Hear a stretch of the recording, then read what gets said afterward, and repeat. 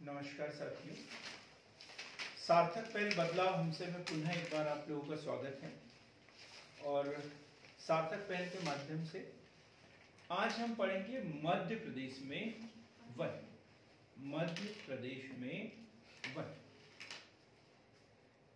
मध्य प्रदेश जो है पठारी प्रदेश है, पर्वतीय प्रदेश है, तो स्वाभाविक सी बात है कि यहाँ पे वन क्षेत्रफल जो है अन्य राज्यों की तुलना में ज्यादा है।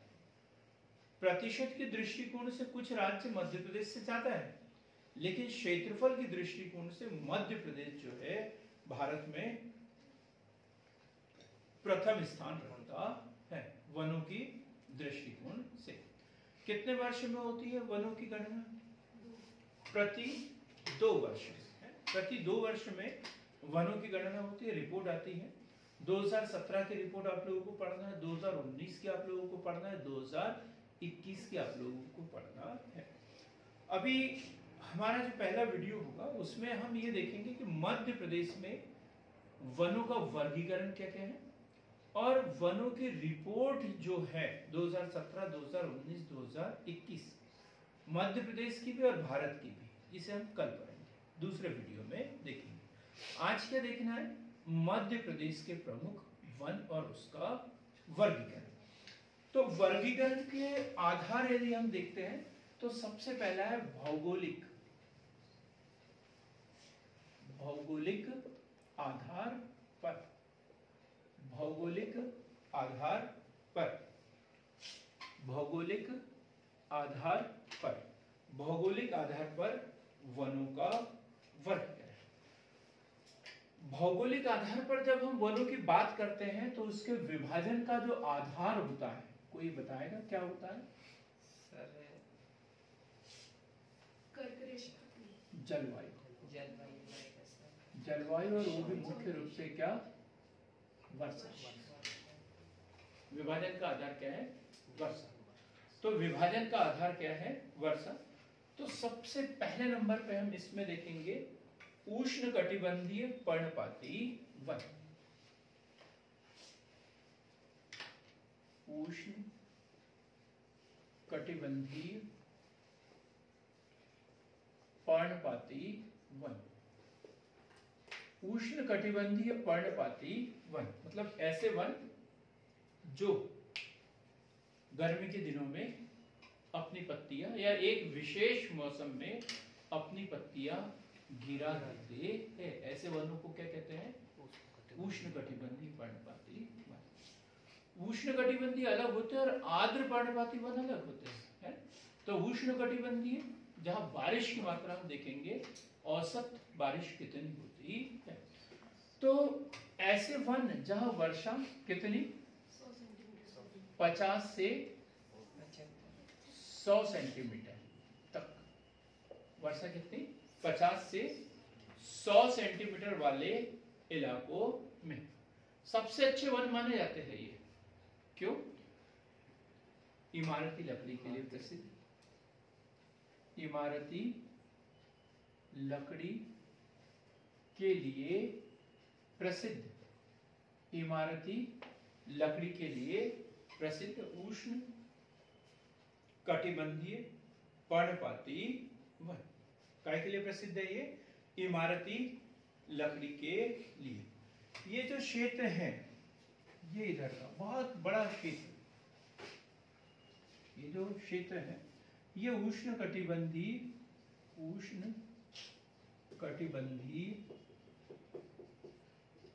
पर्णपाती वनों के लिए प्रसिद्ध है। उष्णकटिबंधीय पर्णपाती वनों के लिए ये वाला जो क्षेत्र है ये प्रसिद्ध है। और ये बारिश कितनी 50 से 100 सेंटीमीटर। और इमारती लकड़ी के लिए प्रसिद्ध है, मतलब कौन से पेड़ पाए जाते होंगे यहाँ पे? सागौन, साल। सागौन, साल। तो यहाँ वृक्ष यदि देखें तो सागौन, साल, शीशम, नीम, पीपल आदि के वृक्ष यहां पाए जाते हैं। वृक्ष आदि यहां पाए जाते हैं। कौन कौन से, जैसे सागर, जबलपुर, बैतूल, छिंदवाड़ा, दमोह, छतरपुर, पन्ना, सिवनी, होशंगाबाद, बैतूल के आसपास वाला पूरा क्षेत्र इसमें ये पाए जाते हैं। अब दूसरा जो वर्गीकरण है वो है उष्णकटिबंधीय अर्ध पर्णपाती वन। उष्ण कटिबंधीय अर्ध पर्णपाती वन। अर्ध पर्णपाती वन मतलब बारिश क्या होगी यहां से। अब देखो ये शुष्क, ये उष्णकटिबंधीय पर्णपाती वन, ये एक विभाजन का आधार हो गया 50 से 100 सेंटीमीटर। अब ये उष्णकटिबंधीय अर्ध पर्णपाती वन, इसमें बारिश कम होगी या ज्यादा होगी? ज्यादा होगी। और उसके बाद शुष्क पर्णपाती वन, तो इससे बारिश क्या होगी? कम होगी, 50 से भी कम, और यहाँ 100 से ज्यादा। बात क्लियर होगी एकदम, ठीक। तो क्या उष्णकटिबंधीय अर्ध पर्णपाती वन, वर्षा कितनी होगी? लगभग 100 से 150 सेंटीमीटर वार्षिक वर्षा। 150 से ज्यादा होने लग जाए तो फिर तो सदाबहार वन हो जाएंगे। तो यहाँ क्या वर्षा लगभग 100 से 150 सेंटीमीटर। और कहाँ कहाँ होती है? मंडला, बालाघाट, मंडला बालाघाट, विशेष रूप से मंडला बालाघाट, सीधी, शहडोल, अनूपपुर, सीधी, शहडोल, अनूपपुर, डिंडोरी, डिंडोरी आदि क्षेत्रों में। कौन से वृक्ष होंगे यहाँ पर? अर्ध पर्णपाती, साल, सागौन, साल, सागौन, बांस, बीजा, तिनसा, जामुन, महुआ,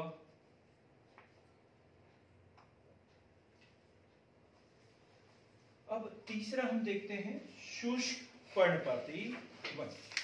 अब ये वाले क्षेत्र कहाँ मिलेंगे? किसकी बात कर रहे हैं? उष्णकटिबंधीय अर्ध पर्णपाती वन, अर्ध पर्णपाती वन। तो सबसे अधिक बारिश कहाँ होती है? ये दक्षिण वाले इधर है। तो एक तो ये वाला एरिया हो गया, पूर्ण रूप से विभाजित नहीं करेंगे हम, तो एक तो ये वाला एरिया हो गया, और इसमें भी कहीं देखने को मिलेंगे या एकदम दक्षिण वाले पार्ट में, पूरे दक्षिण वाले पार्ट में ये वन देखने को मिलेंगे। अब तीसरा है शुष्क पर्णपाती वन। जो उत्तर वाला क्षेत्र होगा वो शुष्क पर्णपाती वन, भिंड, मुरैना, सागर इधर देखने को मिलेगा। तीसरा शुष्क पर्णपाती वन। शुष्क पर्णपाती वन क्या लिखेंगे इसमें? उष्ण कटिबंधीय शुष्क पर्णपाती वन, जहां बारिश जो है 50 सेंटीमीटर या उससे भी कम। 50 एकदम फिक्स नहीं है, नहीं तो एकदम 50 ही समझेंगे, जीरो भी नहीं होती कहीं पर भी, है ना। तो लगभग 70-75 सेंटीमीटर के लगभग या उससे कम बारिश जिन क्षेत्रों में पाई जाती है वहां पर ये वन देखने को मिलते हैं। लेकिन जैसे ही 60, 65, 70 से ऊपर बढ़ जाती है बारिश, तो फिर वहां पर उष्णकटिबंधीय पर्णपाती वन शुरू हो जाते हैं। तो ये शुष्क पर्णपाती वन, जहां बारिश 75 सेंटीमीटर से कम पाई जाती है, या 25 से 75 सेंटीमीटर, ऐसा कुछ भी लिख सकते हैं, ठीक। जहां जीरो बारिश होती तो वहां तो किसी प्रकार का वन होगा ही नहीं, तो जीरो तो नहीं लिख सकते हम, है ना। 25 से 75 सेंटीमीटर, तो वहां पे कौन से होंगे? उष्णकटिबंधीय शुष्क पर्णपाती वन। कौन से वृक्ष होंगे इसमें? बबूल, कीकर, बेर, हर्रा, पलाश। कौन कौन से हैं इसमें? एरिया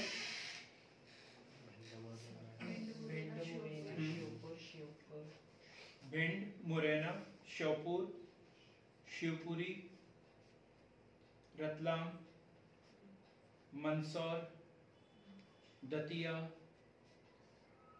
टीकमगढ़, निवारी,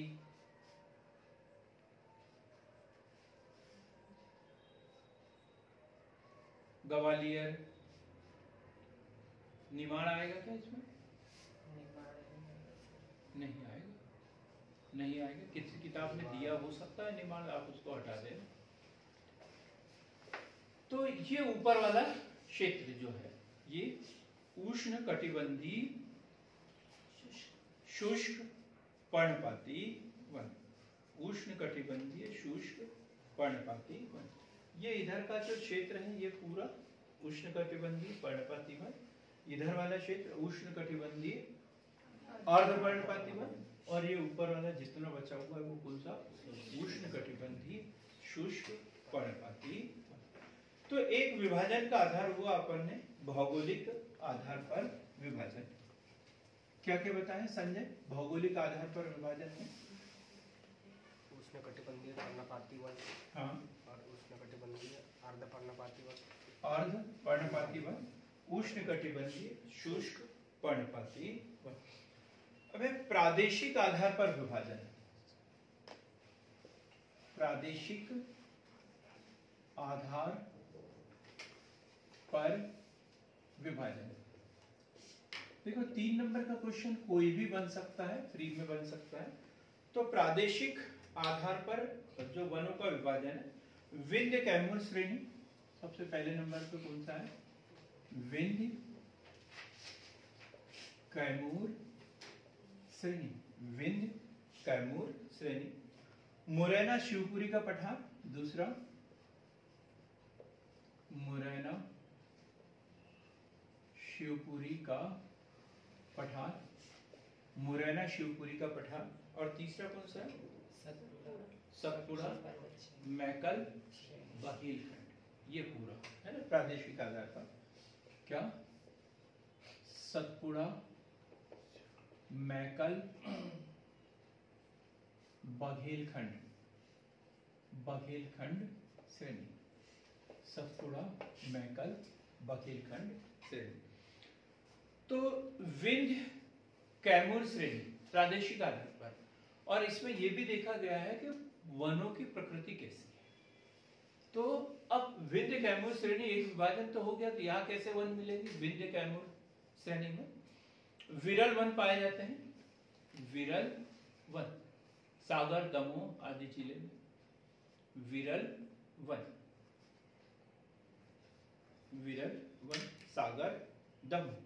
मतलब ये ऐसे क्षेत्र है, बड़े पेड़ तो पाए जाते हैं लेकिन बहुत कम पाए जाते हैं। ठीक। दूसरा कौन सा है? मुरैना शिवपुरी का पठार। ये कौन से वन है? अभी पढ़ा ना आपने? कटीले वन है ना। कटीले वन तथा झाड़िया, कटीले वन तथा झाड़िया पूरे वो वाले क्षेत्र आ जाएंगे। कौन कौन से? ग्वालियर वाला क्षेत्र, टीकमगढ़, मुरैना, शिवपुरी, श्योपुर, ये वाला पूरा एरिया इसमें आ जाएगा। तीसरा है सतपुड़ा, मैकल और बघेलखंड। तो सतपुड़ा, मैकल, बघेलखंड वो जो अपन ने कौन सा? उष्णकटिबंधीय पर्णपाती वन और आर्द्र पर्णपाती वन। ये वाला पूरा का पूरा एरिया काय में आ गया इसमें। ये घने वन है, कुल मिला के वन इसी को बोलेंगे। ऊपर वाले दोनों वन थे क्या? नहीं, वो नाम मात्र के थे। वन तो यही है, सतपुड़ा, मैकल और बघेलखंड श्रेणी। तो सघन वन इसी क्षेत्र में पाए जाते हैं। नर्मदा नदी के दक्षिण में स्थित सभी जिले, सभी जिले कहां से कहां तक होंगे? पश्चिम से पूर्व यदि देखें तो पश्चिम में कौन सा जिला होगा? सिंधी सिंगरौली। हाँ पश्चिम में बोले तो सर अलीराजपुर राजपुर। हाँ हाँ, पूर्व में बोलेंगे तो खरगोन, सिंधी सिंगरौली। ये हाँ, यहाँ से शुरू दक्षिण होगा, में खरगोन वगैरह से पश्चिम से शुरू होगा और ऊपर उत्तर में उत्तर में भिंड मुरैना। भिंड मुरैना कैसे चलेगा? अमरकंटक अमरकंटक, डिंडोरी, अनूपपुर वाला क्षेत्र जाएगा ना, है?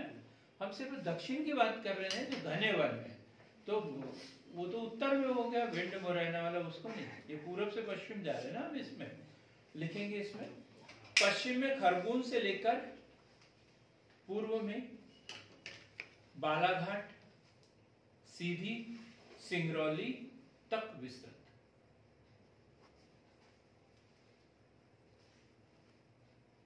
सीधी सिंगरौली तक विस्तृत। क्लियर हो गया ये? प्रादेशिक आधार पर विभाजन, तो प्रादेशिक आधार पर विंध्य कैमूर श्रेणी, मुरैना शिवपुरी का पठार और सतपुड़ा मैकल बघेलखंड श्रेणी, 3 भागों में इसका वर्गीकरण किया हुआ है। अब तीसरा जो वर्गीकरण है वो है प्रजाति के आधार पर। इसमें से क्वेश्चन बना था, प्रजाति के आधार पर सागौन वाला कोई क्वेश्चन आया था जी। क्या आया था? मध्य प्रदेश में सबसे ज्यादा कौन से वन प्रतिशत में है? प्रतिशत में पाए जाते हैं सागौन, साल, साल, शीशम और एक और चीज। तो प्रजाति के आधार पर मतलब पेड़ों की प्रकृति, कौन सा पेड़ सबसे ज्यादा। तो मुख्य रूप से हमारे जंगलों में सागौन पाया जाता है, साल पाया जाता है, मिश्रित वन है, साल नहीं, सागौन, साल, मिश्रित वन और खुला क्षेत्र। तो सबसे पहले हम सागौन का देखते हैं, सागौन, उसके बाद में साल, फिर मिश्रित और फिर खुला क्षेत्र। सागौन, साल, मिश्रित और खुला क्षेत्र। तो सागौन का क्षेत्रफल है 18,332 वर्ग किलोमीटर, लगभग कितना? 19%, 19.36%। साल का है 3,932 वर्ग किलोमीटर, कितना प्रतिशत है निधि? पढ़ने में आया कभी? सर यदि ऐसे गेस करें तो 6-7% होगा। से भी कम। 3 छक्के 18 है, 3 छक्के 18, तो 6 भी नहीं हो रहा है, वो है 4.15%। कितना? क्योंकि 4 चौक 16, ये 4 के लगभग में है ना, इसका भाग देते तो 4 चौक 16, 4 चौथा पार्ट है, तो 4.15%। मिश्रित वन जो है 55,436 वर्ग किलोमीटर, और इसके आधार पर देखें तो 58.49%। 58.49%, 4 दशमलव कितना होता है? 1। अब खुला क्षेत्र कितना है? तो 16,989, 18%। 16,989, 18%। कितना है? 18%। अब एक एक को हम थोड़ा सा पढ़ते हैं। सागौन, क्या नाम है इसका वैज्ञानिक नाम? सागौन का टेक्टोना ग्रैंडिस, टेक्टोना ग्रैंडिस वैज्ञानिक नाम।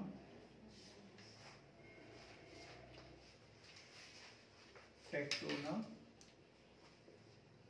ग्रैंडिस, टेक्टोना ग्रैंडिस, ये इसका नाम टेक्टोना ग्रैंडिस। 19.36%। सबसे अधिक कहाँ पाया जाता है? ये कौन से जिले में पाया जाता है?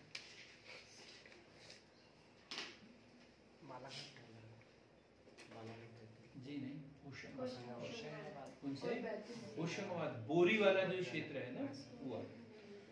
तो होशंगाबाद, बैतूल, जबलपुर, सागर, होशंगाबाद, बैतूल, जबलपुर, सागर, छिंदवाड़ा, मंडला। छिंदवाड़ा मंडला जिले में कौन सा? सागौन, क्या नाम उसका? Tectona grandis. कितने प्रतिशत क्षेत्र में पाया जाता है हेमलता? 19.36%। एकदम याद हो जाना चाहिए, किसी भी किताब में लिखा हुआ मिल जाएगा। ये पढ़ाना मेरा उतना औचित्यपूर्ण नहीं है, यदि आप लोग एक बार पढ़ के याद कर लेते हो, सुन के याद कर लेते हो, वही है। कोई गणितीय फार्मूला तो लगा नहीं रहा हूँ इसमें, है ना? तो टेक्टोना ग्रैंडिस 19.36%। होशंगाबाद की कौन सी घाटी बताया मैंने? बोरी। उसके बाद बैतूल, जबलपुर, सागर, मंडला, छिंदवाड़ा आदि। उपयोग सबको पता है, फर्नीचर, भवन निर्माण व फर्नीचर। अब हम साल 1 की बात करते हैं। दूसरा साल 1, साल 1। साल क्या नाम है इसका? शोरिया रोबुस्टा। शोरिया रोबुस्टा बॉटनिकल नाम या वैज्ञानिक नाम शोरिया रोबुस्टा। प्रदेश के कितने प्रतिशत? 4.15% भाग पर सागौन के बाद दूसरे नंबर पर पाया जाता है, साल। ठीक। और मंडला, बालाघाट, सीधी, शहडोल। मंडला, बालाघाट, सीधी, शहडोल आदि क्षेत्रों में। क्या उपयोग है इसका? रेलवे स्लीपर बनाने का। कारखाना किस जिले में? निशातपुरा, भोपाल। हाँ, जल्दी बको। भोपाल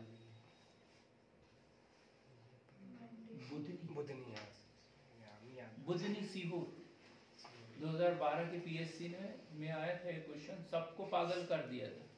सबने होशंगाबाद लिखा था, क्योंकि होशंगाबाद से लगा हुआ नर्मदा नदी क्रॉस करते और क्या आ जाता है? बुधनी। और वहीं पर एक कारखाना, रेलवे स्लीपर बनाने का कारखाना। और विशेष रूप से गलत किसने किया था? बैतूल वाले ने, क्योंकि वो भोपाल जाते हैं। उन्होंने इतना याद कर लिया था कि रेलवे स्लीपर बनाने का कारखाना कहाँ पर है? बुधनी में। और बुधनी किसके नजदीक है? होशंगाबाद के। तो लोगों को डाउट हुआ तो देखने भी गए कि बुधनी होशंगाबाद के पास में ही है, लेकिन नर्मदा नदी जो है वो विभाजन रेखा है सीहोर और होशंगाबाद के बीच में। सीहोर और होशंगाबाद के बीच में। उस साइड क्या लग जाता है? सीहोर, नर्मदा नदी के। और इस साइड क्या है? होशंगाबाद। तो ये बुधनी में है। और किस जिले में आता है? सीहोर जिले में आता है। जैसे सलकनपुर किस जिले में आता है? सीहोर सीहोर में आता है। तो ऐसे जगह हम कंफ्यूज हो जाते हैं, तो याद रखेंगे सालवन, शोरिया रोबुस्टा। और जिले हमने पढ़ लिए। और कहाँ पर ये भी पढ़ लिया। रेलवे स्लीपर बनाने में इसका उपयोग सर्वाधिक किया जाता है। वाहन निर्माण, भवन निर्माण, फर्नीचर, पुलिया निर्माण, इसमें इसका उपयोग किया जाता है। अब हम मिश्रित वन यदि देखें तो उसमें ढेर सारे मिलेंगे। सर वो निशातपुरा में railway coach factory. Railway coach factory, railway coach factory Nishatpura. ठीक है। अब मिश्रित वन बहुत अधिक पाए जाते हैं। इसमें स्पंजा, धोरा, बीजा, बैड़ा, बांस, ये सब प्रकार के वन इसमें देखेंगे। उसको ज्यादा पढ़ने की जरूरत नहीं। तो ये हो गया हमारा प्रजाति के आधार पर विभाजन। कितने भागों में बांटा गया है? 4। सागौन, साल, मिश्रित और खुला क्षेत्र। अब हम देखेंगे प्रशासनिक आधार पर, इससे संबंधित क्वेश्चन बहुत पूछे जाते हैं। प्रशासनिक आधार पर वनों का विभाजन। प्रशासनिक आधार पर अक्सर ये क्वेश्चन पूछा जाता है। चौथा विभाजन है हमारा प्रशासनिक आधार पर वनों का वर्गीकरण।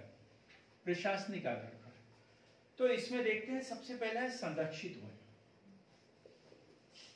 संरक्षित, दूसरा कौन सा होगा? आरक्षित, और तीसरा अवर्गीकृत।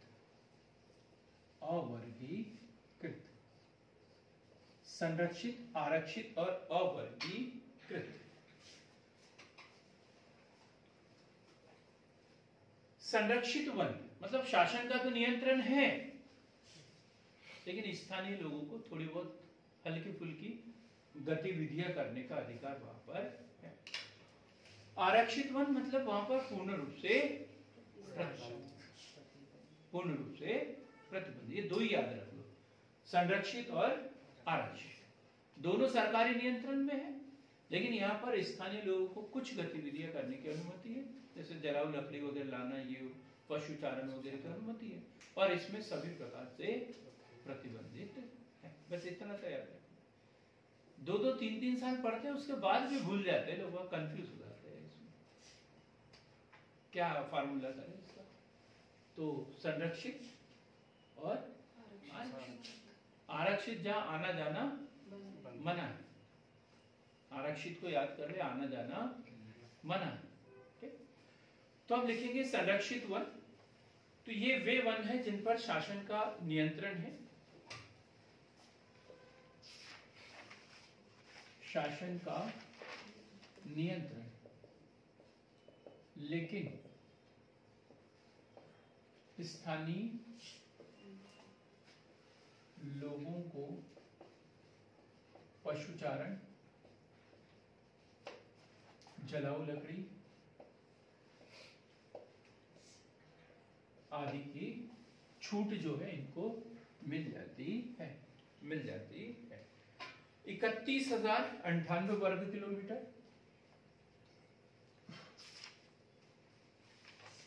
वर्ग किलोमीटर प्रतिशत के हिसाब से कितना प्रतिशत है ये?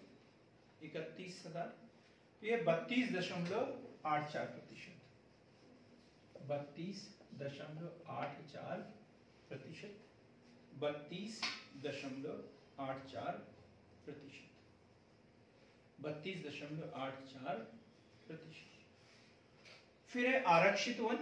तो आरक्षित वन ये वे वन है जिन पर शासन का पूर्ण नियंत्रण है। मानवीय जो गतिविधियां है वो पूर्ण रूप से क्या है? निषिद्ध है, प्रतिबंधित है। वह भूल से भी नहीं जा सकते लोग, बाउंड्री बनी हुई है सब कुछ। ठीक, कितना है? 61,886, 61,886 वर्ग किलोमीटर। मतलब सबसे ज्यादा कौन सा? आरक्षित वन, सबसे ज्यादा आरक्षित वन। यह 65.36 प्रतिशत, 65.36 प्रतिशत मानवीय गतिविधियां पूर्ण रूप से प्रतिबंधित। किसके नियंत्रण में है ये? शासन के नियंत्रण में, शासन के नियंत्रण में। ये याद रखना है सबसे ज्यादा कौन सा है। ये क्वेश्चन अक्सर पूछा जाता है। जो मध्य प्रदेश के 30-35 क्वेश्चन आते हैं तो उसमें 2-4-10 क्वेश्चन ऐसे सरल से पूछे जाते हैं। ऐसा कोई साल नहीं जिसमें वनों से संबंधित कोई क्वेश्चन न पूछा गया हो। क्लियर हो गया यहां तक? इसके बाद अवर्गीकृत वन, ये इनका कोई वर्गीकरण नहीं हुआ है, पता ही नहीं है कि वो आरक्षित है, संरक्षित है, किसके है, क्या है। वन है खुले वनों के रूप में, जिसका कोई लेना देना नहीं है। ये है 1705 वर्ग किलोमीटर, 1.8 प्रतिशत। 1705 वर्ग किलोमीटर, 1.8 प्रतिशत। अब हम देखेंगे वन विभाग का वर्गीकरण। वन विभाग का वर्गीकरण, वन विभाग का वर्गीकरण। ये तो पूरे शासन के ही है, शासन का ही नियंत्रण है इनके ऊपर। लेकिन अब क्या है, शासन के विभिन्न अंग हैं, शासन के विभिन्न अंग। वन तो वैसे राज्य सरकार की संपत्ति है, लेकिन राज्य सरकार के नीचे एक और सरकार होती है, स्थानीय सरकार। तो इस आधार पर किस सरकार का अधिकार है उसके ऊपर, इसके लिए क्या बोला जाता है, वन विभाग का वर्गीकरण। नंबर 1 राजकीय वन। वन विभाग ने जो वर्गीकरण किया है इसके अनुसार कौन सा है, राजकीय वन, राजकीय वन। दूसरे नंबर पे होगा निगमित निकाय वन, निगमित निकाय वन। और तीसरा है निजी वन, निजी वन, निजी वन। राजकीय वन मतलब राज्य सरकार के, निगमित मतलब जो नगर पालिका, नगर निगम कोई नर्सरी वगैरह बड़ी सी लगा दी हो, वन लगा दी हो, तो वो काय के अंतर्गत आएंगे, निकाय के अंतर्गत। तो ये राजकीय वन जो है पूर्ण रूप से शासन के नियंत्रण में, जितने भी वन है वो पूरे के पूरे कौन से है, राजकीय वन है।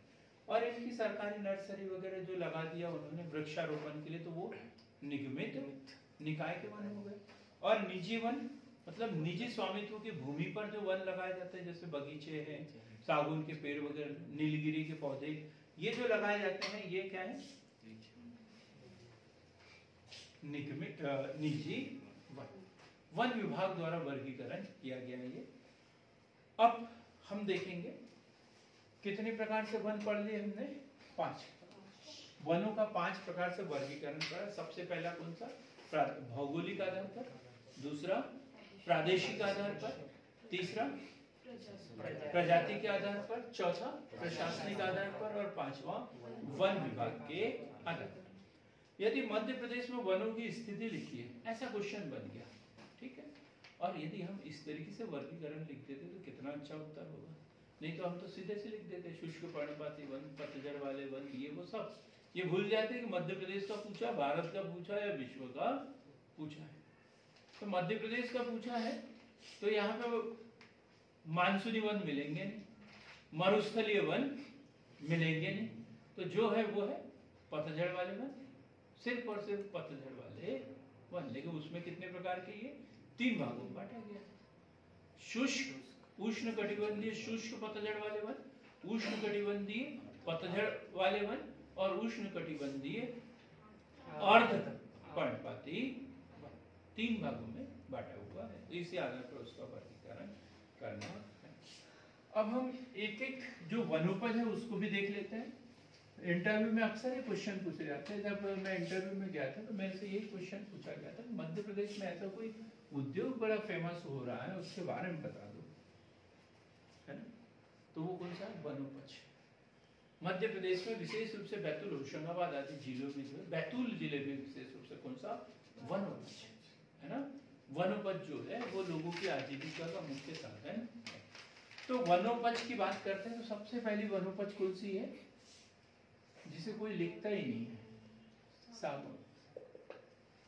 लिखता ही नहीं है। जब भी वनोपज की बात आती है तो हल्ला बेड़ा लाख चंदन ये सब लिखना शुरू कर देते हैं, ये लिखते ही नहीं है सागौन। और इससे क्या मिलता है, इमारती लकड़ी। सागौन सबको पता है, क्या नाम इसका, टेक्टोना ग्रैंडिस। कितने प्रतिशत भाग पर, 19.36% भाग पर। कहाँ कहाँ पाया जाता है, होशंगाबाद की बोरी घाटी, बैतूल, जबलपुर, सागर, छिंदवाड़ा, मंडला, यहाँ पर पाया जाता है। और क्या उपयोग है इसका, भवन निर्माण व फर्नीचर, सबको पता है इतना। दूसरा जो नाम है वो है साग। दूसरा जो वनोपज है वो कौन सा है, साग। क्या नाम है इसका, शोरिया रोबस्टा, शोरिया रोबस्टा। 4.15%। सागौन के बाद में दूसरा सबसे अधिक मंडला बालाघाट, मंडला बालाघाट सीधी शहडोल जिले में। किस काम में आता है ये, रेलवे स्लीपर बनाने के काम में, और वाहन, फर्नीचर, पुलिया, खंबे आदि बनाने के काम में आता है। फिर तीसरा नाम पढ़ेंगे हम बांस। इसके बारे में नहीं पढ़ा हमने, बांस, बम्बू, है ना। बांस के बारे में यदि बात करें तो इसका बॉटनिकल नाम क्या है, बाम्बू साइड, वो वैज्ञानिक नाम हाँ, बाम्बू साइड बोलते हैं। इसका नाम है डेंडोक्लेक्स। मेरे पास जो लिखा है, बाम्बू तो हमने भी पढ़ा है, ठीक है, वो इंग्लिश में है बैम्बू, है। जो बॉटनिकल नाम है डेंडोक्लेमस। डेंडोक्लेमस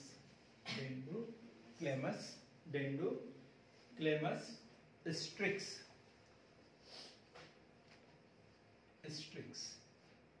डेंडोक्लेमस स्ट्रिक्स। बालाघाट, बैतूल, जबलपुर,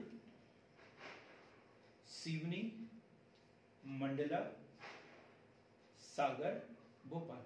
बालाघाट, बैतूल, जबलपुर, सिवनी, मंडला, सागर और भोपाल। क्या उपयोग होता है इसका? बांस का उपयोग कागज कागज बनाने में। आपने बनाया कभी कागज बांस से?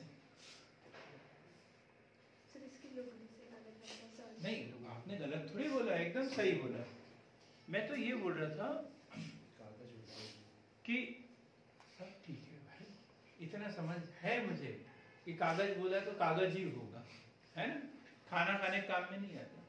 फिर हम ये बोलना चाह रहे थे कि हम जो किताब में जो पढ़ लेते हैं, रट लेते हैं, उसी बात को क्यों पकड़ के रखते हैं? मकान बनते हुए देखे होंगे आपने, हैं? टोकरियां वगैरह बनते देखे होंगे आप लोगों ने, वो क्यों नहीं बोला? जो हम देख रहे हैं वो नहीं बोल रहे हैं, जो रटा हुआ है हमने वो बोलते जा रहे हैं। कहने का मतलब ये था कि कहाँ कहाँ इसका उपयोग। बैतूल में तो कहीं कागज नहीं बनता है इससे, बैतूल में इसका उपयोग काय के लिए होता है वो बताना चाहिए था ना आपको, जो हम देखते हैं। ठीक, लिखेंगे इसमें टोकरी, चटाई, मचान, छप्पर। टोकरी, चटाई, मचान, छप्पर, वो मुख्य उपयोग कागज उद्योग में, कागज उद्योग में लुगदी के रूप में इसका, ठीक, लुगदी के रूप में। बांस राज्य का दर्जा किसे प्राप्त है? कौन से राज्य को बांस राज्य का दर्जा प्राप्त है? पश्चिम बंगाल। हाँ? राज्य का राज्य का, हाँ, मध्य प्रदेश। मध्य प्रदेश को है, मध्य प्रदेश को है भाई। बांस तो यहाँ है, लुगदी तो बनती है, लेकिन हम यहाँ की लुगदी पश्चिम बंगाल, टीटागढ़ उधर भेज देते हैं, तो उसे कागज उद्योग में महारत हासिल है, लेकिन बांस उत्पादन करने में महारत किसको हासिल है? मध्य प्रदेश को। तो 2017 की वन स्थिति की जो रिपोर्ट थी उसके अनुसार मध्य प्रदेश को बांस राज्य का दर्जा दिया गया है। 2017 के अनुसार बांस राज्य का दर्जा दिया गया है। फिर चौथे नंबर पे देखते हैं हम तेंदुपत्ता। तेंदुपत्ता, तेंदुपत्ता देखो बड़ा महत्वपूर्ण प्रश्न लिख रहे हैं, उत्तर मेंस में आते हैं ये, है ना। वनों से कौन कौन से उत्पाद प्राप्त होते हैं, हम यहाँ तक जाते ही नहीं है, हल्ला बेहड़ा यहीं पे सीमित हो जाते हैं एकदम। क्या है? तेंदुपत्ता। ये क्वेश्चन में पूछा जाता है, तेंदुपत्ता क्या बनाया जाती है इससे? बीड़ी की वो बीड़ी। वो जो बीड़ी रहती है ना, ऊपर की जो रहती है, बीड़ी के ऊपर क्या रहता है? वो उंगली रहती है हमारी। नहीं सर, वो जो बीड़ी रहती है ना, बीड़ी बनाने में बीड़ी बनाने में इसका उपयोग किया जाता है, बस सीधा सा है ना।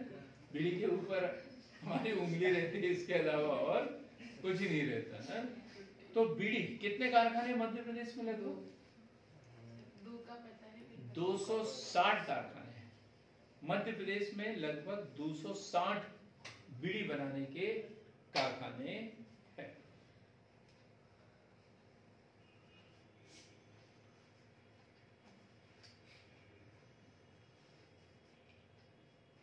सागर, सर्वाधिक कारखाने सागर में बीड़ी बनाने के। क्या करते हैं यहाँ पर लोग बाग जो है, जो घरेलू लोग हैं, ये लोग जाते हैं और वो गड्डी लेके आ जाते हैं और तंबाकू लेके आ जाते हैं वहां से, है ना। और फिर ये उतनी बीड़ी और वो बना के दे देते हैं, घरों में बनाते रहते हैं। बुजुर्ग लोग ये बड़े एक्सपर्ट होते हैं, वो घरों में बनाते रहते हैं। ठीक, तो सागर सर्वाधिक, उसके बाद टीकमगढ़, छतरपुर, भोपाल, जबलपुर, रीवा, सीधी, शहडोल। योगेश से पूछा बीड़ी कैसे बनती है, बोलते बनाते तो नहीं आता, बस उसके बाद का काम आता है, मुझे बनाते दिया था। ठीक है, कोई बात नहीं। फिर एक खैर, ये भी सबको पता है। खैर क्या बनता है इससे? कत्था। खैर शिवपुरी, बानमौर, मुरैना में कत्था बनाने का एक एक कारखाना है, शिवपुरी और बानमौर, मुरैना में। इसके अलावा यदि हम देखें तो इससे पैंट मतलब कलर। हाँ, ये सोचेंगे मैं भी एक बना लेता हूँ। पैंट, चर्मशोधन, चमड़े को साफ करने में चर्मशोधन, तथा औषधि निर्माण में इसका उपयोग किया जाता है। औषधि निर्माण में इसका उपयोग किया जाता है। पैंट तो बनेगा, स्वाभाविक सी बात है, क्योंकि मुंह का पैंट इसी से होता है हमारे, है ना। जो पान खा के लाल लाल थूकते हैं वो कत्थे की वजह से ही होता है। तो पैंट तो है, ये एक तरीके का नया कलर है। कहां पर है इसका? दो तो हमने बता दिए, शिवपुरी, मुरैना, गुना, श्योपुर, जबलपुर, सागर, दमोह, उमरिया, होशंगाबाद। किसी ने देखा है इसका पेड़ खैर का? हमने देखा है। क्या करते हैं इसको? कुल्हाड़ी मार देते हैं, हाँ? और उसका जो रस निकलता है वो वहीं जम जाता है और ऐसे ही कत्थे जैसा बन जाता है। ठीक, लेकिन पहले कत्था जो होता था काले कलर का आता था, तो डायरेक्ट उससे निकालते थे, है ना। लेकिन अब कत्था कैसा आता है? पिंक, एकदम लाइट पिंक में से आता है। तो उसमें दूध वगैरह डाल के कुछ उबालते हैं उसको, अलग प्रोसेस उसकी हो जाती है। तो वो जैसे गुड़ और शक्कर कैसे होती है, तो उस तरीके से काला वाला कत्था और पिंक वाला कत्था अलग अलग बनाया जाता है। हर्रा, हर्रा किसी ने देखा है? हर्रा दवाई के काम में आता है। ये जो बड़ा सा पेड़ है ना यहाँ, हरड़ा और बिहाड़ा दोनों है। ये जो बड़ा सा पेड़ सबसे बड़ा दिखता है, वहां देखना कभी नीचे पड़े हुए रहते हैं फल, वो बहुउपयोगी वृक्ष है। बहुउपयोगी वृक्ष है, ये प्री में पूछा है, ये क्वेश्चन इसमें से। टैनिन है ना, टैनिन इससे प्राप्त होता है। तो हर्रा वृक्ष के फलों में 35 से 40% टैनिन पाया जाता है। टैनिन पाया जाता है।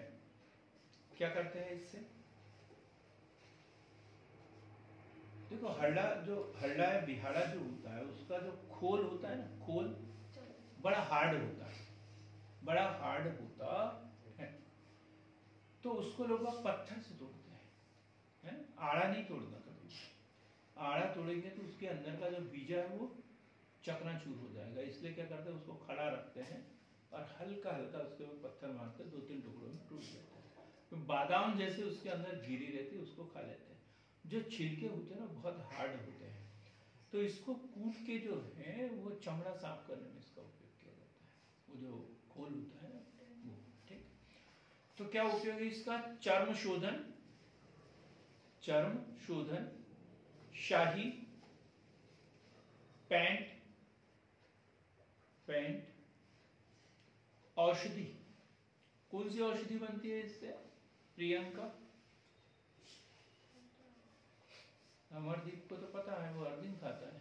सर कोई सा चूर्ण बनता है? कोई सा नहीं, जितने भी प्रकार के जो डाइजेशन वाले चूर्ण आते हैं सब में इसका उपयोग किया जाता है, सब में। तो औषधि तथा खाद्य सामग्री में, खाद्य सामग्री में। अब है लाख। लाख, लाख रुपए की बात नहीं बोल रहा, मैं सिर्फ लाख की बात कर रहा हूं, है। तो सोचोगे कि आज तो हमें लखपति बनने का मौका मिल रहा है, ठीक है। आपको करोड़पतियों का दिमाग दिया है, लखपति बनने की जरूरत नहीं है। कौन से जीव से उत्पन्न होता है? हाँ? लेसी लेसीफर लक्का, लेसी फर लक्का एक कीट है, कीट है, उससे जो स्त्राव प्राप्त होता है उससे ये बनता है। और कौन से पौधों पे पाया जाता है ये? पलाश, है ना। शहतूत पे तो रेशम रहता है। पलाश, कुसुम, बेर के वृक्ष आदि से, आदि पर एक कीट पाया जाता है। कहां पर है लाख बनाने का कारखाना? ये बहुत बार पीएससी ने पूछा है, सरल, सबसे सरल क्वेश्चन। अब तो शायद पीएससी ना पूछे ये क्वेश्चन, लेकिन पूछ भी सकते हैं संजय जैसे की परीक्षा लेना हो तो। अभी तो आप लोगों में किसी को पता है क्या लाख? हाँ बोल नहीं।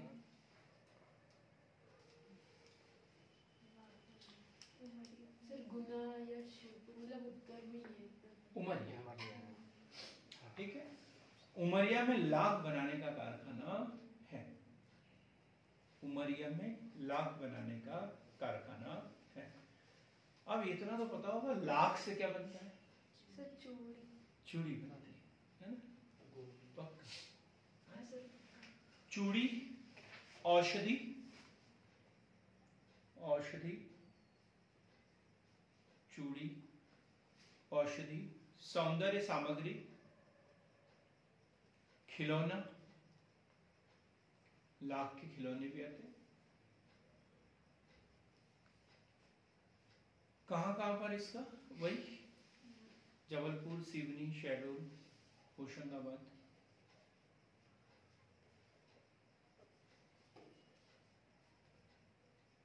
गोंद कितने प्रकार का होता है? गम चाहिए तो नहीं आपको? गम, हाँ? कितने प्रकार का होता है गोंद? दो प्रकार का। कौन कौन सा? सरकारी और प्राइवेट? सर एक हार्ड वाला देखा है, एकदम मतलब स्ट्रांग रहता है, और एक नॉर्मल रहता है। हाँ।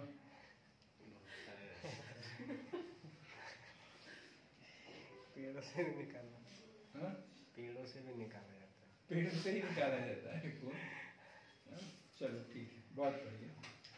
गोंद जो है, एक है अरेबिक गोंद। अरेबिक गोंद बबूल के पेड़ से प्राप्त होता है। अरेबिक गोंद बबूल के पेड़ से। कुल्लू गोंद, कुल्लू गोंद कुल्लू पेड़ से। और सलाई गोंद, सलाई गोंद सलाई पेड़ से। एक प्रकार का रेजिन होता है, ये उसका रस होता है, ठीक है। लेकिन जैसे आम का पेड़ है, इससे भी रस निकलता है, लेकिन वो गोंद के रूप में काम नहीं करता, कभी चिपकता नहीं उससे, है। तो बबूल का जो गोंद होता है उसकी पकड़ बहुत मजबूत होती है। इसे खाते भी हैं लोग। बबूल का जो गोंद होता है उसको खाते भी हैं।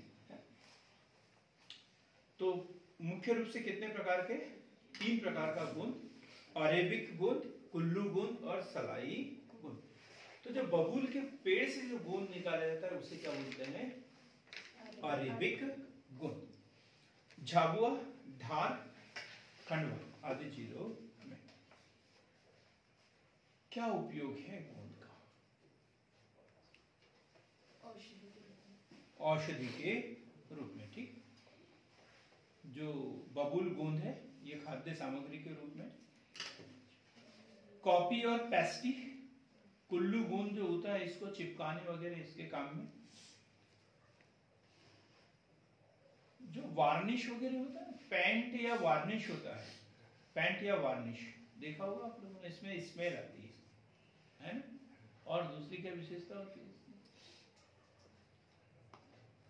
चिपक जाते हैं, चिपकता है ना, ये गोंद मिलाया जाता है इसलिए तो चिपकता है। गोंद नहीं होता तो चिपकता क्या है? नहीं। बात क्लियर हो गई? क्या क्या गोंद का उपयोग है? तो खाद्य सामग्री में पेंट वार्निश बनाने में सलाई गोंद का उपयोग किया जाता है। पेंट और वार्निश बनाने में सलाई गोंद, कॉपी पेस्टी आदि बनाने में कुल्लू गोंद, कुल्लू। भिलावा, ये सबको पता है। भिलावा देखा है आप लोगों ने? भिलावा आपने देखा है? क्या करते हैं इसको? खाते भी उसके ऊपर हाँ, और पापड़ में डालते हैं। पापड़ में डालते हैं ताकि प्रियंका की नजर न लगे, है ना। सेवई वगैरह बनाते हैं। ठीक है, अब तो सब समझदार है। का जो दो पार्ट में बटा हुआ होता है ये जो फल होता है, तो एक मैं तो छिंदवाड़ा में इसका कारखाना है, इससे तेल निकाला जाता है ना। तो ये जो भिलवा बोलते हैं इसे, बिलावा जो है बहुत उपयोगी होता है। इसकी जो अंदर की जो गिरी होती है सफेद जो रहती है, ये बहुत ही पोषक आहार के रूप में होता है। कम से कम 3000-4000 रुपए किलो के हिसाब से बिकता है। 3000-4000 रुपए किलो के हिसाब से बिकता है। इतना महंगा रहता है ये। जितने भी जो बादाम वगैरह इन सब में महंगा होता है ये। ठीक, कारण क्या है? रिस्क बहुत ज्यादा है। वो उसको फोड़ेगा कौन, है ना?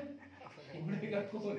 किसी ने फोड़ लिया तो उसका इलाज करने में कम से कम 2000 रुपए लगेंगे, क्योंकि जहां जहां उसका पानी लगेगा वहां वहां पूरी खाल उतर जाती है, खाल निकल जाती है। इतना खतरनाक ये होता है। लेकिन छिंदवाड़ा में क्या है? इसका कारखाना। आपने पिछले इससे जो ऑयल होते हैं ना, इससे जो आपने बांस से देखा ना, बांस से चटाई टोकनी क्या क्या बनता है, तो टोकनी वगैरह होती है उसके ऊपर इससे पुताई कर देते थे, पुताई कर देते थे। तो फिर वो कभी खराब ही नहीं होती थी। पानी वगैरह डालते तो भी उसमें से नहीं बहता था। तो इस तरीके से इसका उपयोग किया जाता था। जो पट्टन में देखा होगा आपने, नाहर समाज है ना, ये यही काम करता है। नाहर जो एक जाति है वो यही काम करता है, इसको जंगल से लाना, तोड़ना और ये सब काम करना।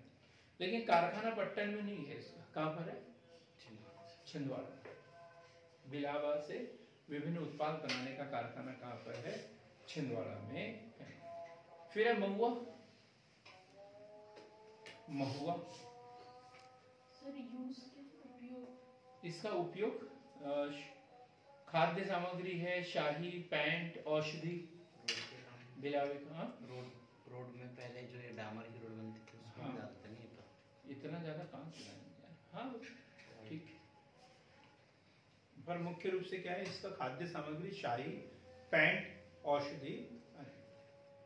महुआ की बात करें, महुआ भी इससे प्राप्त होता है। महुए से क्या बनता है? दवा दारू बनती है। दवा दारू, औषधि व शराब के रूप में, औषधि व शराब के रूप में। महुआ एक ऐसा है जिसमें जो है फल और फूल दोनों काम में आते हैं। फल और फूल दोनों। बाकी इसमें क्या होता है? फूल काम में नहीं आता, फल काम में आता है। और जिसका फूल काम में आता है उसमें फल नहीं आता। फूल ही तोड़ देते तो फल लगता ही नहीं है। जैसे गुलाब वगैरह फूल ही तोड़ देते तो फल होता है कि उसमें नहीं। लेकिन महुआ ऐसी चीज है जिसका फूल भी काम में आता है और फल भी काम में आता है। फूल जो होता है उससे ये बनता है शराब और खाद्य सामग्री, दवाई के रूप में। और जो फल होता है इससे ऑयल बनता है। ऑयल बनता है। एक मेरा मित्र था, कहाँ से, अंबिकापुर का था, छत्तीसगढ़ अंबिकापुर का। हमने साथ में भोपाल में बीएड किया था। तो इतना तेल लेके आया था, है ना। उसका ऐसा गाढ़ा गाढ़ा था एकदम घी की तरह, मल्टीपर्पज, पूरा उसी, सब कुछ उसी से करता था, हाथ में भी वही लगाएगा, बाल में भी वही लगाएगा, सब्जी भी उसी की बनाएगा, रोटी पे लगा के भी उसी को खा लेगा, सब मतलब इतना मल्टीपर्पज तेल होता है, बहुत उपयोगी तेल होता है इसका, गुल्ली का तेल जिसे बोलते हैं, क्या बोलते हैं, गुल्ली का तेल। क्लियर हो गया? ये इतने सारे उत्पाद और भी ढेर सारे होंगे, जैसे अचार वगैरह, वो भी बहुत महंगा बिकता है, तो ये जो आपके समझ में आए वो सब हम लिख सकते हैं। अब मध्य प्रदेश सरकार की वन संरक्षण योजना, अब वनों का संरक्षण तो अति आवश्यक है, तो मध्य प्रदेश सरकार की वन संरक्षण योजना है, ये क्वेश्चन इंपॉर्टेंट मेंस के लिए, प्री के लिए। तो सबसे पहले है सामाजिक वानिकी योजना, सामाजिक वानिकी योजना। अब देखो दो योजनाएं लगभग एक जैसी हैं, एक है सामाजिक वानिकी योजना और दूसरा है लोक वानिकी योजना। लोक वानिकी योजना, अब क्या अंतर होगा दोनों में, लोक वानिकी योजना और सामाजिक वानिकी योजना। तो ये 1976 में शुरू किया गया है सामाजिक वानिकी योजना, 1976। निजी रोपनियों को बढ़ावा देना, निजी रोपनियों को बढ़ावा देना, 1976 में जो था, निजी रोपनियों को बढ़ावा देना, कृषकों को उनकी भूमि में वृक्ष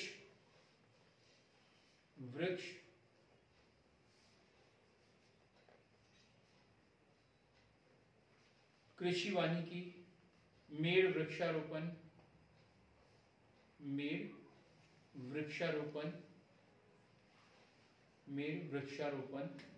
हेतु प्रोत्साहन राशि देकर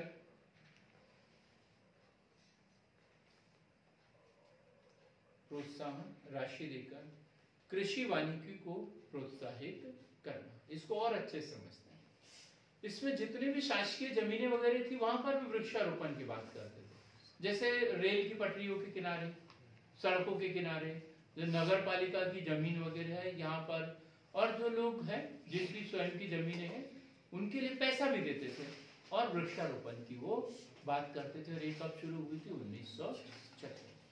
अब ये लोक वानिकी में क्या है, ये 1999 में, लोक वानिकी 1999। और इसमें क्या था, स्वामियों की निजी स्वामित्व की पड़ती जमीनों पर खड़े वृक्षों के प्रबंधन के लिए,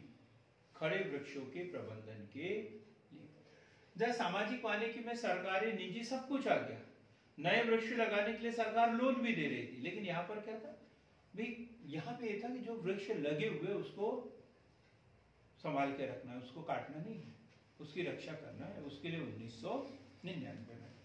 एक है पंचवन योजना,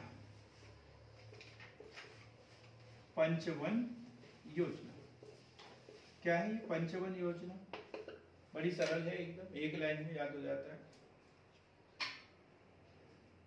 पंचवन योजना, देखो कितने प्रतिशत भागों पे वन होना चाहिए, 33% भाग पर वन होना चाहिए। तो अब एक जिले में 33% हो जाए तो काम चलेगा क्या, नहीं। तो सरकार ने क्या किया, पूरे वनों का आकलन किया कि किस जिले में कितना प्रतिशत वन है, और जिन जिलों में भी 33% से कम है तो उन जिलों को टारगेट दिया था पंचवन योजना के तहत कि आपको 33% का टारगेट पूरा करना है। तो क्या 33% से कम वन वाले जिलों में, 33% से कम वन वाले जिलों में वृक्षारोपण की योजना है, वनस्पति वन पंचवर्षीय योजना, अगली योजना वनस्पति वन पंच वर्षीय योजना किस जिले में प्रारंभ की गई थी? वनस्पति वन पंचवर्षीय योजना ये कटनी जिले से प्रारंभ की है। किस जिले से? कटनी। स्थानीय निकाय की योजना मध्य प्रदेश के कटनी जिले की योजना। अरे हेमलता देखना इसमें जरा बंद हो गया, उसको फिर से चालू करते हैं। अब है संजीवनी आयुर्वेद।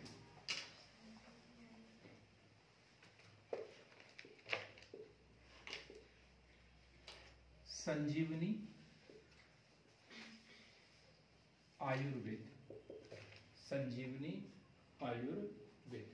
संजीवनी नाम से ही पता चल रहा होगा काय के लिए है ये?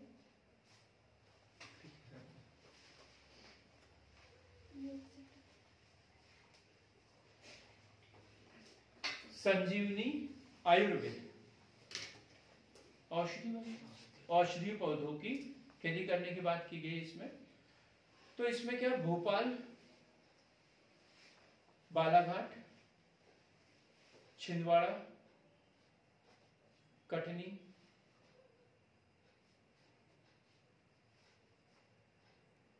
सिवनी, छतरपुर, अमरकंटक आदि में संजीवनी आयुर्वेद के नाम से 22 विक्रय केंद्र प्रारंभ किए गए।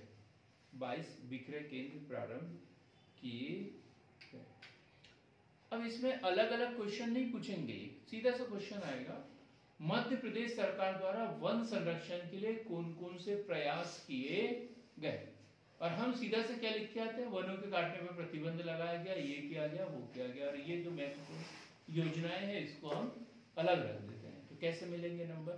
अब हमें वो तो लिखना पड़ेगा, विभिन्न प्रतिबंध एक्ट वगैरह बनाए, लेकिन हमें ये योजनाएं जो है वो अनिवार्य रूप से लिखना पड़ेगा।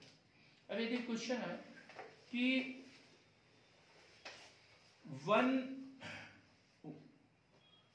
वनों की मात्रा बढ़ाने के लिए, वनों का प्रतिशत बढ़ाने के लिए सरकार ने कौन कौन से प्रयास किए गए, तो फिर तो यही योजना आएगी। सिर्फ वनों को काटने पर प्रतिबंध लगाए गए, ये तो बात की बात होगी, ये तो वनों के संरक्षण की योजनाएं हैं।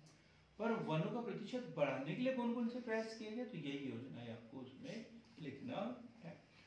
अब वो वन्य जीव संरक्षण के लिए कानून, ये क्वेश्चन में प्री के लिए बनता ही है, एक ना एक क्वेश्चन आता ही है।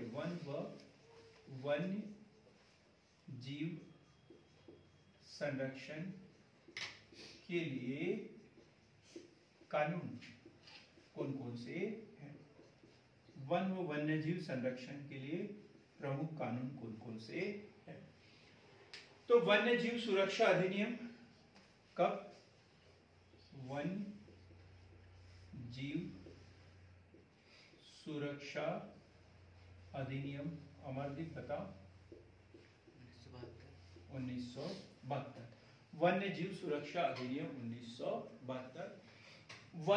वन संरक्षण अधिनियम, वन संरक्षण अधिनियम 1980। 1980 वन संरक्षण अधिनियम 1980। भारतीय दंड संहिता, भारतीय दंड संहिता, भारतीय दंड संहिता, इसी के प्रावधानों के अनुसार तो दंड दिया जाता है। कब? 1860। जो भी वन संरक्षण के लिए के ऊपर इसकी कुछ धाराएं लागू होती है। तो भारतीय दंड संहिता 1860।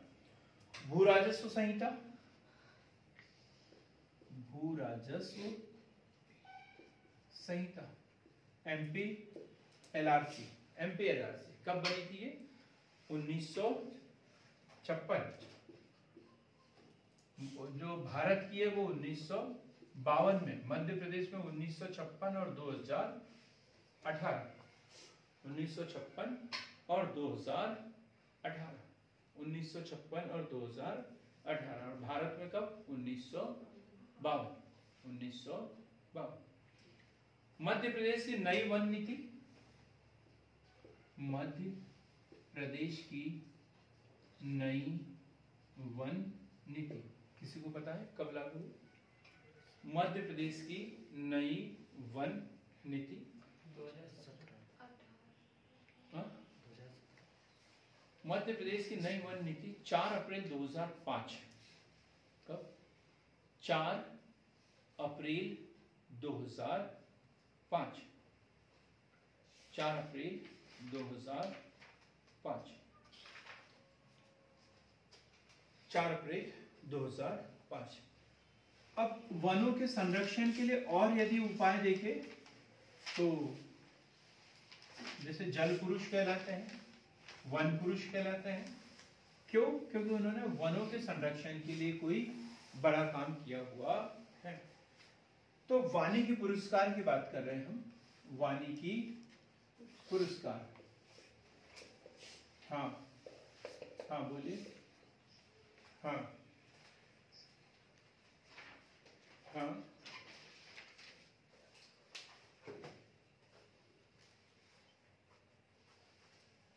और ये वन्य जीव, देखो ये मध्य प्रदेश के लिए पढ़ेंगे हम, है? ये हमने जो अधिनियम बताए ये पूरे राष्ट्रीय स्तर के हैं, है? तो ये जो 1972 का वन्य जीव सुरक्षा अधिनियम है, इसी के तहत प्रत्येक राज्य ने अपने अपने लिए राज्य पशु पक्षी इसकी घोषणा की है? वन्य जीव सुरक्षा अधिनियम 1972 के तहत। वानिकी पुरस्कार, वानिकी पुरस्कार शहीद अमृता देवी स्मृति पुरस्कार, शहीद अमृता देवी स्मृति पुरस्कार, शहीद अमृता देवी स्मृति पुरस्कार कब? 1994 में शुरू किया था। कहां से? राजस्थान में, राजस्थान से, और फिर बाद में मध्य प्रदेश में भी इसकी शुरुआत की गई।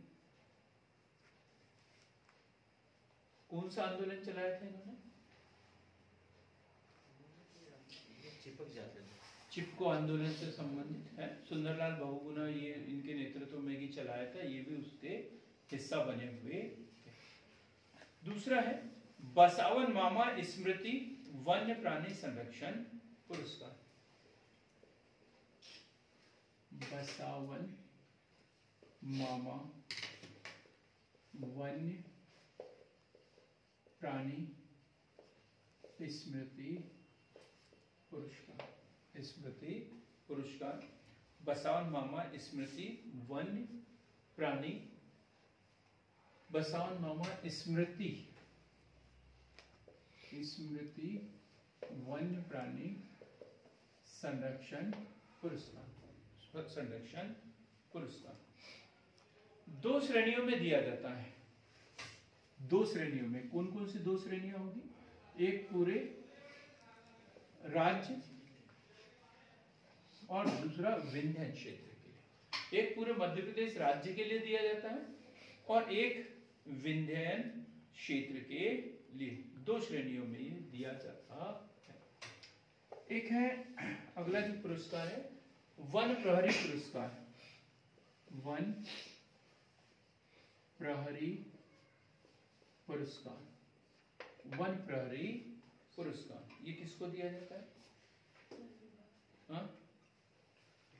उन अधिकारियों को, कर्मचारियों को दिया जाता है जिन्होंने इसके क्षेत्र में कोई उत्कृष्ट कार्य किया गया हो। वनों में अग्नि की रोकथाम, वनों की अवैध कटाई को रोकने के लिए, वन्य जीवों की सुरक्षा के लिए ये पुरस्कार दिया जाता है। और 2 स्तर पे दिया जाता है ये। कौन से 2 स्तर पर? एक राज्य स्तर पर और दूसरा जिला, मतलब राज्य में भी दिया जाता है और जिला स्तर पर भी दिया जाता है। वृक्ष मित्र पुरस्कार, वृक्ष मित्र पुरस्कार कब दिया जाता है? 19 नवंबर को वृक्ष मित्र पुरस्कार 19 नवंबर को प्रतिवर्ष किसकी? श्रीमती इंदिरा गांधी, श्रीमती इंदिरा गांधी की स्मृति में। क्या पूरा नाम है? इंदिरा प्रियदर्शनी वृक्ष मित्र पुरस्कार। इंदिरा प्रियदर्शनी वृक्ष मित्र पुरस्कार। महावृक्ष पुरस्कार, महावृक्ष पुरस्कार ये वैज्ञानिकों को दिया जाता है। यह जो वनों से संबंधित अधिकारी वगैरह होते हैं, जो जांच करने वाले होते हैं, जो वृक्षों के विशेषज्ञ होते हैं, उन लोगों को 1995 से शुरुआत की गई है। महावृक्ष पुरस्कार की शुरुआत 1995 से। मतलब प्राचीन व विशिष्ट प्रजातियों की जो पहचान करने वाले विशेषज्ञ होते हैं, इनको ये पुरस्कार दिया जाता है। अब लास्ट हमारा पॉइंट है, वनों से संबंधित प्रमुख संस्थान कौन कौन से हैं? वनों से संबंधित प्रमुख संस्थान जो मध्य प्रदेश में है, जो मध्य प्रदेश में है, वनों से संबंधित है। ठीक, मध्य प्रदेश राज्य वन विकास निगम, मध्य प्रदेश राज्य वन विकास निगम, मध्य प्रदेश राज्य वन विकास निगम 29 जुलाई 1975, 29 जुलाई 1975 को इसकी स्थापना हुई। दूसरा, मध्य प्रदेश राज्य, मध्य प्रदेश राज्य लघु वनोपज निगम, ये 29 जुलाई 1975, कई बार टेस्ट में पूछा गया है क्वेश्चन, 29 जुलाई 1975, और ये है 1984, इसकी स्थापना 1984। राज्य वन विकास निगम 29 जुलाई 1975 कौन कौन से वृक्षों की बात करता है? ये दो मुख्य वृक्ष हैं, सागौन और बांस, याद रखना, सागौन और बांस की ये चर्चा करता है। मध्य प्रदेश जैव विविधता विभाग, ये क्वेश्चन भी पूछा गया है। मध्य प्रदेश जैव विविधता विभाग कब गठन हुआ इसका? 2001। मध्य प्रदेश जैव विविधता विभाग 2001। और मध्य प्रदेश जैव विविधता बोर्ड का गठन ये हुआ 2005। विभाग की बात करें तो 2001 में, और बोर्ड का गठन हुआ है वो कब हुआ? 2005 में। और कौन होता है इसका अध्यक्ष? जैव विविधता बोर्ड का अध्यक्ष कौन होता है? सरिता, नहीं पढ़ा? अभी पढ़ाया भी नहीं आपने? हाँ, वो होता है पदेन होते हैं, एक्स ऑफिसर। कौन कौन होते हैं? मुख्यमंत्री। तो मुख्यमंत्री इसके पदेन अध्यक्ष होते हैं। मध्य प्रदेश इको पर्यटन विकास बोर्ड, मध्य प्रदेश इको पर्यटन विकास बोर्ड, मध्य प्रदेश इको पर्यटन विकास बोर्ड एक स्वायत्त शासित संस्थान है। 12 जुलाई 2005, 12 जुलाई 2005 को इसका गठन। मध्य प्रदेश इको पर्यटन विकास बोर्ड 12 जुलाई 2005। मध्य प्रदेश राज्य बांस निगम, मध्य प्रदेश राज्य बांस निगम, किसी को पता है कब हुआ इसका? मध्य प्रदेश राज्य बांस निगम 3 जुलाई 2013, 3 जुलाई 2013, 3 जुलाई 2013। अब हम ऐसे ही 2 4 5 इसकी बात करते हैं और फिर खत्म करते हैं इसे। वन अनुसंधान संस्थान,